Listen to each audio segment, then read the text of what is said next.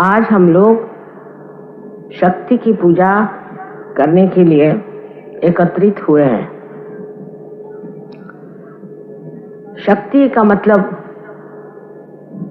पूरी ही शक्तियां और किसी एक विशेष शक्ति की बात नहीं।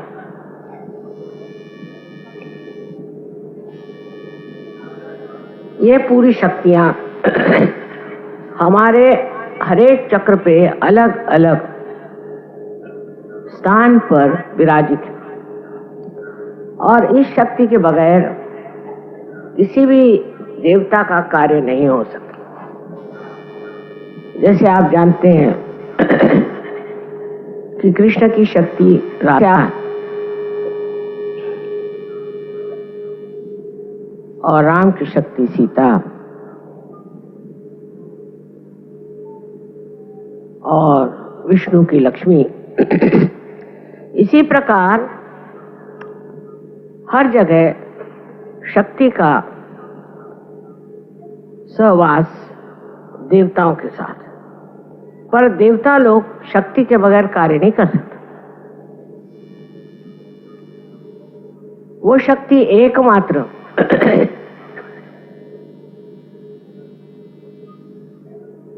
आपके हृदय चक्र में बीचों बीच जगदम्बा स्वरूपी विराजमान। ये जगदम्बा शक्ति बहुत शक्तिमान है। उससे आगे गुजरने के बाद आप जानते हैं कि कहीं वो माता स्वरूप और कहीं वो पत्नी स्वरूप देवताओं के साथ रहती है। तो शक्ति का पूजन माने सारे ही देवताओं के शक्ति का आज पूजन होने वाला है। इस शक्तियों के बिगड़ जाने से ही हमारे चक्र खराब जाते हैं और उसी कारण शारीरिक, मानसिक, बौद्धिक आदि जो भी हमारी समस्याएं हैं खड़ी हो जाती। इसलिए इन शक्तियों को हमेशा प्रसन्न रखें। कहा जाता है कि देवी प्रसन्नो भवे। ये प्रसन्न रहना चाहिए। देवी को अप्रसन्न करने से न जाने क्या हो जाए। अब कुंडलिनी के जागरण से इस शक्ति को एक विशेष और एक शक्ति मिली। इन शक्तियों में एक विशेषता और होती है। वो ये है कि सारे दूर सर्वव्यापी शक्ति जो परम चैतन्य, जो आदिशक्ति की शक्ति है, उससे इसकी एकाकारिता एकदम हो जाती है। उस एकाकारिता के कारण इसके अंदर वो शक्ति आ जाती है। इन छोटी छोटी, जिनको कहना चाहिए विभक्त शक्तियां हैं, उसमें पूरी तरह से एकत्र एकाकारिता शक्ति का संचार हो जाता है। माने ये कि अगर समझ लीजिए आपकी हृदय की शक्ति कमजोर तो उसका संबंध जब इस परम चैतन्य से हो जाता है तो वो निर्बल शक्ति शक्तिशाली नहीं हो जाती है और उसका संदेश सारे शक्तियों के पास पहुंच जाता है कि अब कोई फिक्र करने की बात नहीं, अब ये शक्ति जो है प्रबल होगा। वह शक्ति जो है वो स्त्री स्वरूप है और देवता जो है वो पुरुष स्वरूप है। सो स्त्री का मान रखना, स्त्री का आदर रखना, गृह लक्ष्मी को गृह लक्ष्मी जैसे रखना आदि बहुत जरूरी बातें हैं जो हमारे यहाँ जो पुरुष हैं उनको सीखना चाहिए। इसका मतलब ये नहीं कि औरतें उनको हमेशा लेक्चर झाड़ते रहे या उनसे बिगड़ते रहे। औरतों को तो गृहलक्ष्मी के स्वरूप होकर के अपने पति और अपने बच्चे, घर द्वार सबकी सेवा तो करनी होती। उसको तो एक ही काम होता है, पति को हजारों काम होते हैं और वो ठीक से निभा करें, उसको ठीक से संभालें, ये बहुत जरूरी है। लेकिन पति का कार्य होता है कि अपनी पत्नी को देवी स्वरूप माने, अपने पत्नी को घर की शक्ति माने और उसके साथ जो संबंध हो वो निश्चल और शुद्ध हो। मनुष्य कभी कभी ये सोचने लग जाता है कि वो जैसे भी चाहे चले और ठीक है क्योंकि पुरुष है। ये उसको बड़ी गलतफहमी है। इस तरह से करने से उस पे जो संकट आने हैं वो आते हैं, और पत्नी कितने भी वो संकट झेल रहे तो भी उसका कुछ कह नहीं सकते, क्योंकि अगर आप घर के स्त्री को सताएंगे तो वहां पर देवताओं का रमण नहीं हो सकता। घर की औरत को जिद नहीं करनी चाहिए, पति को खुश रखना चाहिए, घर द्वार को ठीक रखना चाहिए। यह तो बात सही है, पर सबसे बड़ी बात यह है कि घर की गृहलक्ष्मी जो है वो घर की शक्ति है। इसलिए उससे एक तरह की बड़ी गहरी एकाकारिता साध्य करनी चाहिए।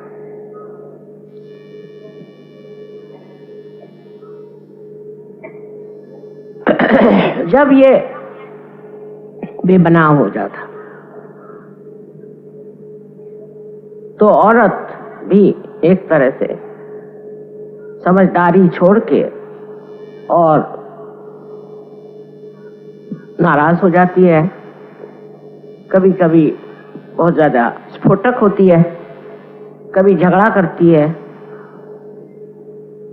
उससे बच्चों पे बुरा असर आता है और फिर समाज टूटने लग जाता है। समाज जब टूटता जाएगा तो बच्चे भी टूटते जाएंगे, उनके अंदर भी गलत गलत चीजें आ जाएंगी और वो भी रास्ते पर नहीं आएंगे।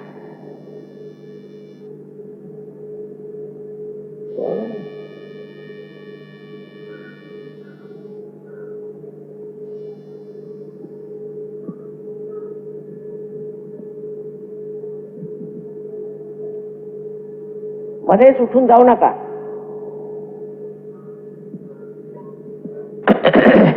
और जो घर की डिसिप्लिन है वो खराब हो जाए। जिस घर में डिसिप्लिन नहीं होगी उसके बच्चे खराब हो जाए, उसका समाज खराब हो जाएगा। आज विलायत में क्या होता है, वहां की स्त्री इसकी जिम्मेदार नहीं समझती कि उसको समाज को बना के रखना है, समझदारी से रहना है, और पूरी समय लड़ती रहती है। लड़ने झगड़ने से कभी भी घर में शांति नहीं आ सकती। शांति लाने के लिए क्या करना है, पति से सुझाव करना है, उससे बात करनी है कि आखिर क्या बात है, क्यों ना हम दोनों प्रेम के साथ रहें जिससे हमारे बच्चे ठीक रहें। परदेश में कुछ भी सीखने का नहीं है, क्योंकि उनका समाज बिल्कुल विचलित हो गया है। एक एक औरत है वहां 8-8 शादियां करती है और रईस हो जाती है, उसको बस पैसे की लालच है। वो अपनी सामाजिक स्थिति के लिए जिम्मेदार नहीं, वो नहीं सोचती कि हमारा समाज मेरे सर पे बैठा हुआ। आज भी हिंदुस्तान का समाज जितना बिगड़ा है उसका कारण माताएं अच्छी, पर माताओं को भी जबरदस्ती नहीं करनी, समझाना चाहिए, उनसे दोस्ती करनी चाहिए और उनको अपने बराबर समझ करके और ठीक रास्ते पे रखना चाहिए।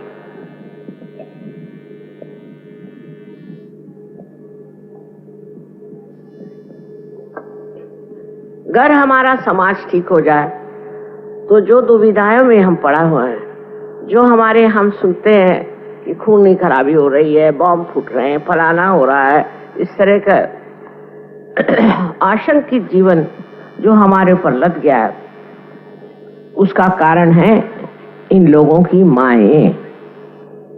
उन माओं ने अगर इन बच्चों को ठीक से रखता होता तो आज वो इस तरह से बेकाबू नहीं, इस तरह से गंदे काम नहीं करते। उनको एक तरह से ऐसा जीवन मिल जाना चाहिए कि जो अत्यंत पवित्र हो और अपनी पवित्रता को वो हमेशा माने और उसकी स्वच्छता रखे, क्योंकि जब पवित्र जीवन होगा तभी आपकी शक्ति जो है वो चलेगी, नहीं तो शक्ति खत्म हो जाए। तो यही सोचना चाहिए कि शक्ति का आधार पवित्रता, और जब उसमें पवित्रता नहीं रह जाएगी तो शक्ति जहां के तहां बैठ जाएगी और आप निशक्त हो जाएंगे। अमेरिका जैसे देश में मैं देखती हूँ कि बच्चे एकदम निशक्त, कहते हैं कि 65% लोग अमेरिका में अब या तो बीमार पड़ जाएंगे या पागल हो जाएंगे। उसका कारण है घर में जो माँ का प्यार, माँ का दुलार मिलना था वो ठीक से नहीं मिला।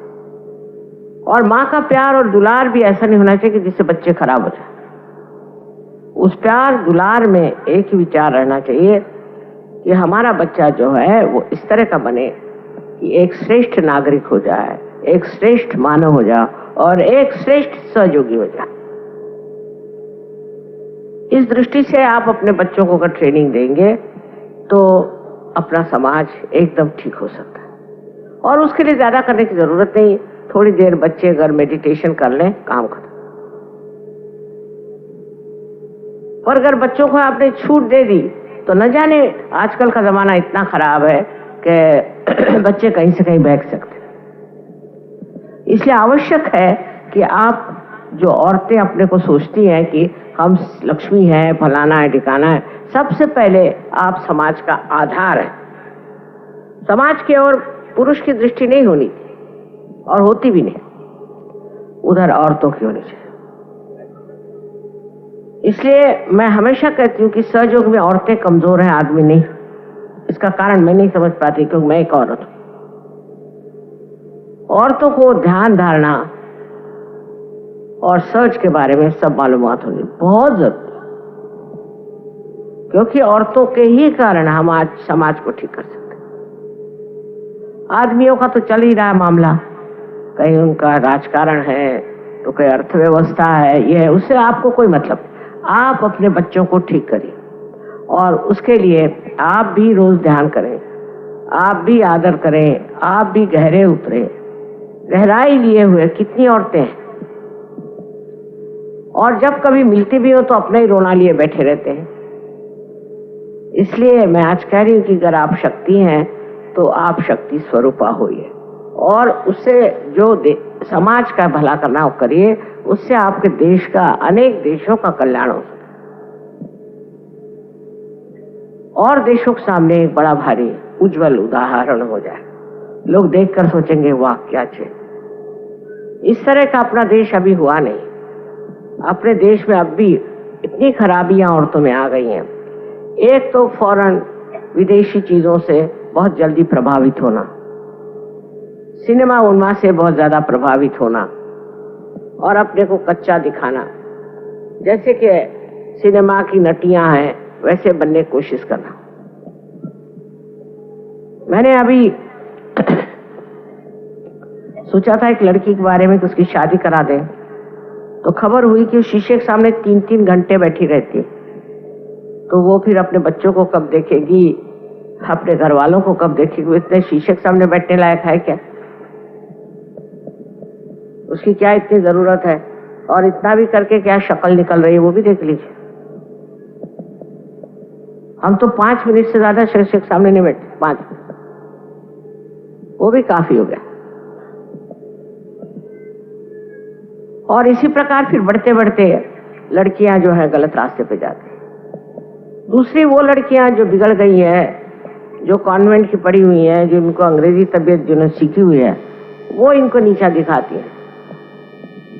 उनके नीचे दिखाने से ये लोग भी उसी तरह से चलने लगते हैं। आपको चाहिए कि ऐसे लड़कियों को खुद आप सोचे कि ये कहाँ है, ये तो बिल्कुल गुलामी में फंसी हुई है। आज ये कपड़ा आया तो वो पहन लिया, कल दूसरा कपड़ा आया तो वो पहन लिया, घर में ढेर की ढेर लगा के रख देंगे। इससे मनुष्य की शोभा नहीं बढ़ती, और विशेषकर स्त्री की शोभा इस रोज के कपड़े बदलने से और फैशन करने से नहीं बढ़ती। अपनी शक्ति की जो भक्ति है वो करना चाहिए, उसको समझना चाहिए। उससे जो आपके अंदर एक अप्रतिम विशेष आशीर्वाद मिलेगा, उससे आप सारे ही प्रश्न किसी भी तकलीफ के बगैर ठीक कर सकते हैं, क्योंकि अब आपकी एकाकारिता इस सर्वव्यापी शक्ति से हो गई। तो लड़ने झगड़ने से कुछ नहीं होता, शांति से ध्यान करके समझदारी रख के अपने बच्चों को सीधे रास्ते पे लाना चाहिए। आप पति जो है वो बहुत ज्यादा समझ लीजिए राइट साइडेड है, बहुत सोच रहा है ये करूंगा वो करूंगा वो करूंगा, लेकिन औरत को उस तरह नहीं होना चाहिए। उसको एक कैसी तरह से मैं समाऊं, समा जाना चाहिए अपने घर खानदान में, उसको समा जाना चाहिए। समुंदर है, उसको एक तरफ से दबाओ तो दूसरी जगह समा जाता। इसी प्रकार स्त्री का हृदय होना चाहिए, उसको एक तरफ से तकलीफ हुई दूसरी जगह समा जाए। समाना माने क्या? समाना माने एकाकारिता। एकाकारिता लानी चाहिए। जब वो ये नहीं ला सकती तो वो शक्ति नहीं है। अगर वो झगड़ा करती है और सबसे वाद विवादी करती है तो वो शक्ति नहीं है।